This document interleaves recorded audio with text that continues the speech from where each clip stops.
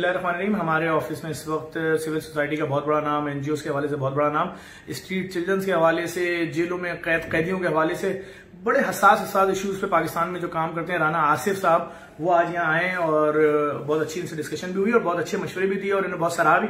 राना साहब क्या बोलेंगे देखने वालों को, क्या देख रहे हैं, क्या महसूस कर रहे हैं? देखिए, जो भी हमारे नाज़रीन हैं ये प्रोग्राम देख रहे हैं, हम उनसे यही मुखातिब होते हैं कि खुशबू को, हक को, सच को छुपाया नहीं जा सकता।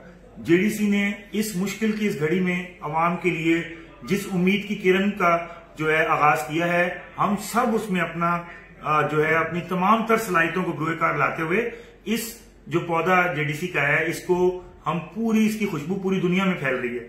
आज इंटरनेशनल मेरे पास लोगों की कॉल आ रही है कि ये सक्सेस स्टोरीज हम अपने बच्चों को यूनिवर्सिटीज में पढ़ाएंगे।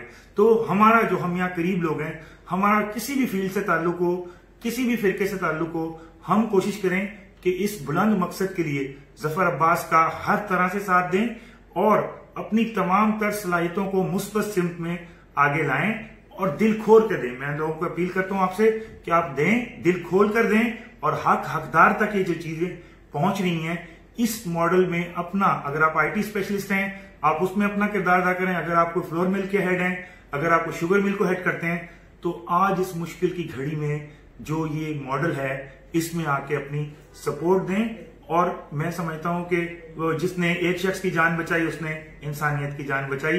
और हमारे लिए ऑनर की बात है कि हम जो है, हमारे शहर से ये खुशबू फैली है और पूरी दुनिया में बड़े आजमों को क्रॉस करते हुए गई है, कि जिसमें मैं आप इसका आखिर में यही कहूंगा कि वाबस्ता हुआ मेरा नाम उनके नाम से, लोग भी लेने लगे मेरा नाम एहतराम से।